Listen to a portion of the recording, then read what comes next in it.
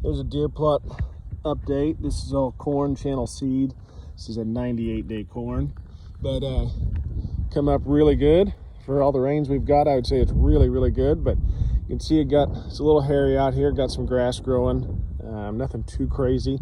I'm going to come in and clean it up. I had anticipated cleaning it up no matter what, but I'm going to spray 2 quarts of Roundup per acre, and then I'm going to spray Helix GT on it. That's going to clean up. The Roundup's going to kill anything that's growing now besides the corn. The Helix is basically an additional pre-emergent for anything that has yet to come up, and it'll really help. It's especially good for cuckleburrs, but it'll help kind of really keep this clean throughout the year.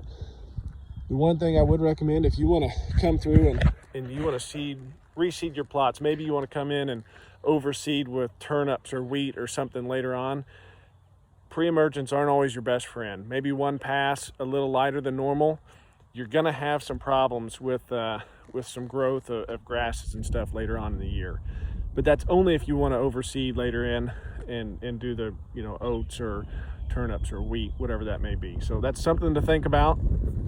This particular plot, I bought a really cool, it's a leaf blower attachment, and what I'll do is I'll just come down, I'll put 5 or 6 pounds of turnips in it, and I can just walk up and down these rows and I can shoot turnips everywhere, knowing that I'll probably get a 10% stand.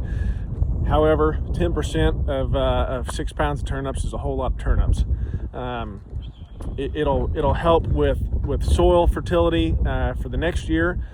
Turnips are great for soil. I'm a big fan of those, mainly for soil health. I don't always think deer hit them in my area. It doesn't really work for me, to be honest, but for soil health, I do add them in. It provides a lot of good organic matter, so when you're planting next year. But in the long run, or in the short run, I guess, turnips have not been an attractant for me in my food plots, but that's not why I'm doing them. So just giving you guys a little update on this corn plot. And there's the shadow hunter. And what I'm going to do, sorry it's a little windy out here, but I'm going to take and mow. You can see there's a blind right down there, but I'm going to mow kind of a V in this field to give the deer some open area, but it'll have standing corn all around it, and it should be the perfect little feeding area, and there'll be a ton of deer in here this fall.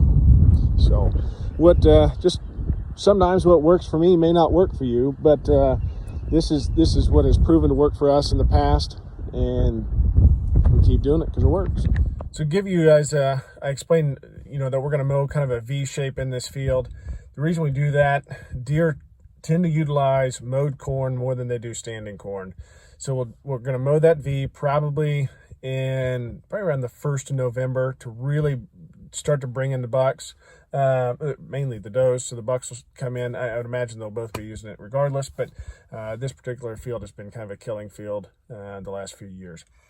We'll mow that V from the south going north. You kind of saw it out there. The tip of the V will be that shadow hunter blind, so during rifle season we'll have a spot, and then depending on usage, every week to 10 days we'll come in, we'll mow a little bit more and a little bit more. We'll always leave standing corn around the edges so neighbors can't see in on our plots, but we'll just keep mowing a little more, and then we'll come in, and something that's really important is you get it all mowed. I would say no later than early January.